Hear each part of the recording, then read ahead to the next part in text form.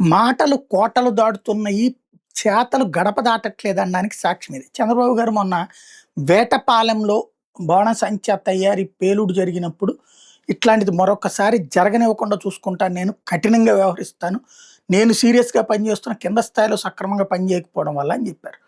మనం మాటలు చెప్తున్నాం గ్రౌండ్ లెవెల్‌లో, ఆ తర్వాత వెంటనే అక్కడ రైడ్స్ చేశారు, ఇక్కడ రైడ్స్ చేశారని.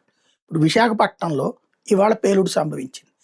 అపార్ట్మెంట్‌లోని ఫ్లాట్‌లో ఏ అనుమతి లేకుండా బాణాసంచా స్టోరేజ్ ఉందట. బాంబుల శివ అనే పేరట. ఎప్పటినుంచో చేస్తున్నాడట.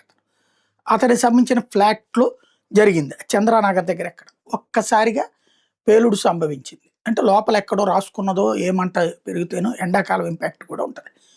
ఇప్పట్లో దీపావళి లేదు. మేబీ ఒక్కోసారి ఏంటంటే దీపావళి బాణాసంచా అమ్మాక మిగిలిపోతే తీసుకెళ్ళి దాచుకుంటుంటారు.